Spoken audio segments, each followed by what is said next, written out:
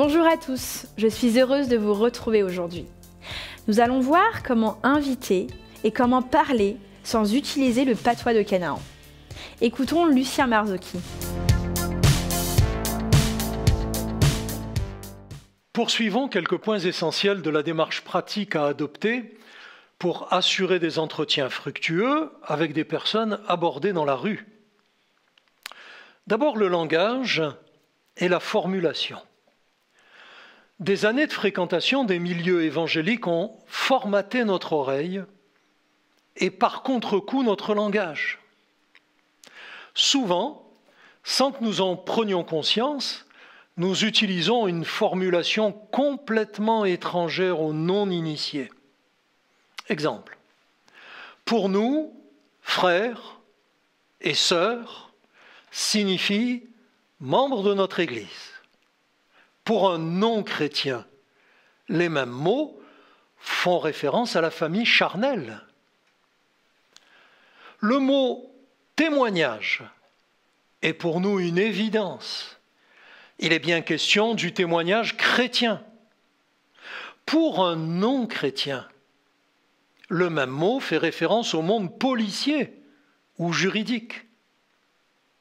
Pour nous, le mot « sauver » fait automatiquement référence au salut éternel de l'âme. Pendant que nous parlons, le non-chrétien peut se demander « sauver de quoi ? De quel danger ?» Quant aux expressions « grâce de Dieu » ou « agneau de Dieu », je vous laisse imaginer à quel point elles ne concernent pas du tout une personne jusque-là non familiarisée avec le langage biblique. Exemple. Une sœur m'a rendu témoignage de la grâce de Dieu par le sang de l'agneau. Efforçons-nous de nous mettre dans la tête de notre interlocuteur et réalisons à quel point notre verbiage peut lui échapper. De même avec la célèbre affirmation « Dieu parle par sa parole ». Pour nous, cela signifie « Dieu parle par la Bible », parce que nous savons que la Bible est la parole de Dieu. Mais pour un non-initié, cette phrase est tout simplement un pléonasme. Dieu parle par sa parole. Le non-initié peut penser « moi aussi, je parle par ma parole ». Et même je vois par ma vue, je sens par mon odorat et j'entends par mon ouïe. Il va donc nous falloir adopter un langage et des formules adaptés au quotidien de nos contemporains avec lesquels nous avons peut-être quelquefois un peu perdu le contact. Puis-je vous inviter à une conférence? Puis-je vous inviter à un concert? Puis-je vous inviter à tel événement? Est une question parfaitement compréhensible pour tout un chacun. De même, nous croyons que la Bible est la parole de Dieu, est une explication suffisante pour une information claire. Dans notre Église, nous prions pour les souffrants, sera compris de tous. De même, pour la foi en Jésus a changé toute ma vie. Peut-être une bonne introduction pour un témoignage court et simple. Jésus est mort sur la croix pour pardonner nos fautes. Sera compris du plus modeste comme du plus instruit des interlocuteurs. Si nous voulons être bien perçus par ceux à qui nous présentons l'Évangile, prenons le temps de réfléchir à notre formulation et entraînons-nous à pratiquer un langage qui soit facilement compris de tous.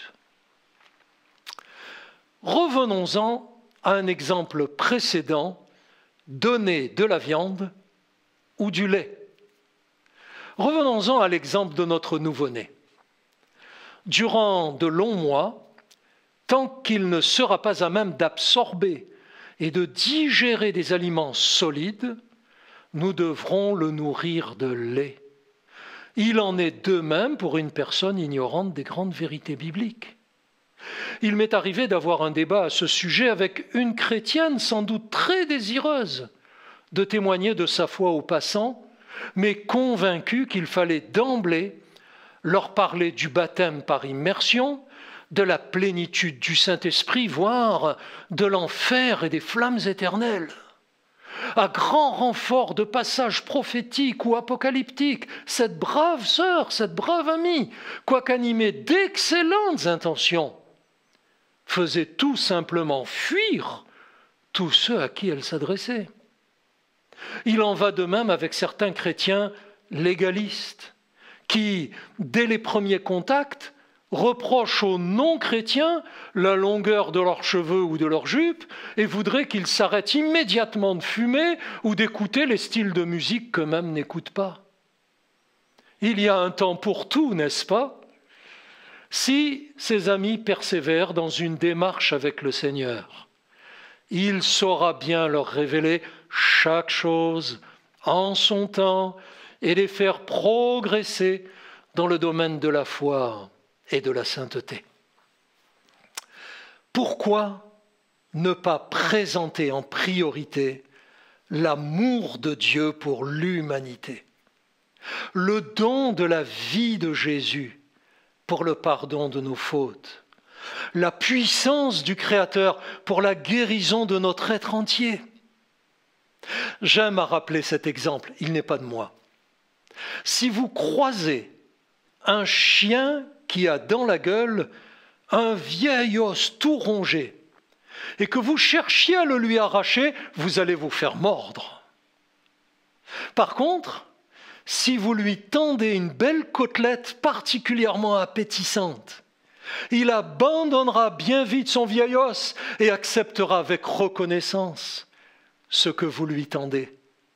N'essayons pas d'arracher les vieux os de nos interlocuteurs. Présentons-leur plutôt un message de réconciliation et d'espoir au travers de l'amour et de la compassion de notre propre témoignage. Et si votre échange avec une personne intéressée l'amène à vous confier ses souffrances, dites-lui systématiquement que Dieu l'aime et que Jésus a donné sa vie pour elle. Vous constaterez combien l'affirmation de l'amour de Dieu touche les cœurs et permet d'aller plus loin dans le domaine de la confiance et de l'espérance. Il arrivera même que votre interlocuteur accepte que vous priez pour lui, quelquefois tout de suite là, dans la rue. Une anecdote vécue à ce sujet, personnellement vécue. Après qu'il m'ait confié que son passé de soldat violent en Irak l'avait traumatisé à vie, un homme accepta que je prie pour lui sur la place même où nous nous trouvions. Aussitôt après la prière, il bondit de joie en s'écriant « Je suis pardonné, je suis pardonné !» Je ne lui avais adressé aucun mot de reproche ou de jugement. Devant son ignorance complète du message de l'Évangile, je lui avais seulement affirmé que Jésus était mort sur la croix et désirait le délivrer de son passé. Je vous laisse imaginer le sourire des chrétiens qu'il avait abordés un instant auparavant dans la rue. Comme le dit Jacques au chapitre 2 de son épître et au verset 13, la miséricorde triomphe du jugement. Parlons de l'aspect de la documentation. Vous connaissez sans doute cet adage populaire, les paroles s'oublient, les écrits restent. Il nous faut partir du postulat que toute personne abordée doit recevoir un document. Et il nous faut en adopter le réflexe. Un simple tract ou un prospectus d'invitation si nous faisons un travail de distribution dans la rue. Un document plus étoffé si nous venons de mener un entretien avec une personne suffisamment intéressée. Habituellement, et sauf cas très particulier, je déconseille d'offrir d'emblée une Bible complète ou un Nouveau Testament. Je sais, il y a toujours une exception ou une anecdote relatant qu'une personne s'est convertie à la lecture d'une Bible offerte des années auparavant, et c'est possible et c'est vrai, bien entendu. Mais nous comprenons aussi que pour de simples évidences financières. Nous ne pouvons offrir toute l'année des Bibles et des Nouveaux Testaments à toute la population et je le regrette. Alors peut-être pouvons-nous adopter une autre tactique. À la fin de notre échange, offrir systématiquement un évangile de Jean, puis proposer à notre interlocuteur de lui amener rapidement une Bible complète à domicile, ou, s'il est réticent, à donner son adresse, l'informer que nous tenons à sa disposition à notre Église une Bible complète pour lui aux heures de réunion. Dans les deux cas, à l'Église ou au domicile, nous nous créons l'opportunité d'une deuxième rencontre et d'un échange plus approfondi. Comme nous l'avons vu, ce ne sont pas les documents papier ou numériques qui manquent pour laisser une trace de notre rencontre, qui sera comme une semence jetée en terre et qui germera en sa saison. Parlons de l'invitation. Inviter. Malheureusement, trop souvent, après avoir documenté une personne par un moyen ou l'autre, nous négligeons l'invitation. C'est pourtant l'idéal. Réussir à amener une personne dans l'une ou l'autre de nos réunions d'évangélisation. Mais pour cela, il faut qu'elle soit bien informée au préalable de quoi il est question. Si, avant d'entamer avec elle une relation de confiance et l'avoir correctement documentée, nous commençons par l'inviter dans un rassemblement quelconque, il est évident que l'intéressé sera sur ses gardes et nous essuierons beaucoup d'échecs. Mais à présent que nous avons pu échanger avec elle au sujet de la foi et établir une relation d'empathie, nous allons devoir insister sur la possibilité d'assister à une réunion de croyants en précisant qu'il y aura des chants, des prières et une réflexion autour des évangiles. Allez, encore une petite anecdote vécue. Je termine ma première soirée de formation dans une petite église de campagne et je propose à mes auditeurs de m'accompagner le lendemain à la rencontre de la population dans les rues.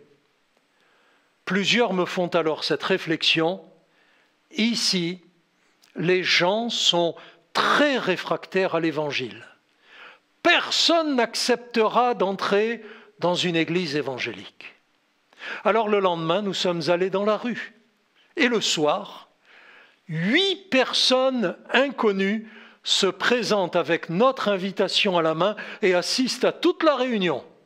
Toutes ont été démarchées dans l'après-midi, dans la journée, en vue de la conférence du soir.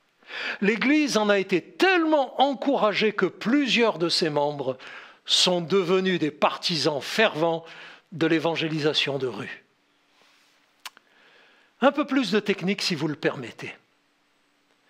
Je voudrais faire un petit aparté important, une précision pour les marchés. Parce que dans toutes les campagnes d'évangélisation de rue auxquelles je participe, on me propose d'aller certains jours de la semaine propager la bonne nouvelle sur les marchés. C'est une excellente initiative, à condition de respecter certains critères. Les commerçants sont installés là avec une autorisation municipale pour gagner leur vie. Il serait donc malvenu d'accoster leur clientèle devant leurs étals. En cas de réaction hostile, le témoignage serait mauvais. Le meilleur emplacement pour aborder les gens se situe à l'entrée ou aux abords du marché, suivant sa configuration. Et de préférence lorsqu'ils arrivent, plutôt que lorsqu'ils en ressortent pressés de rentrer chez eux et les deux mains prises par les sacs et les paniers. Bien entendu, la situation est différente si vous avez déjà l'autorisation du placier de vous positionner à un endroit précis. Je voudrais vous parler d'un aspect que j'appellerais une douce insistance. Une douce insistance.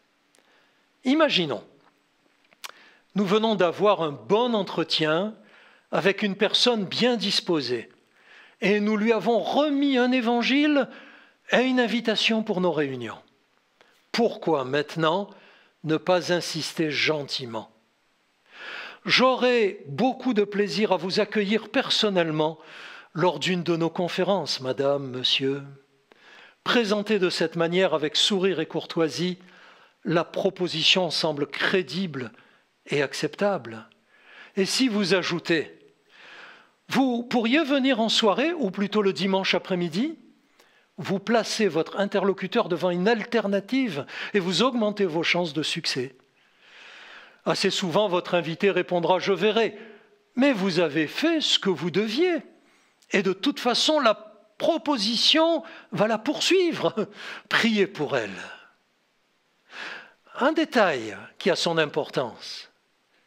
Je dis toujours mon prénom avant de quitter une personne invitée. Moi, c'est Lucien. La plupart du temps, la personne répond le sien par réflexe. Je sais désormais comment elle s'appelle et je pourrai prier pour elle avec plus de précision parce que nous prions pour les personnes que nous avons rencontrées.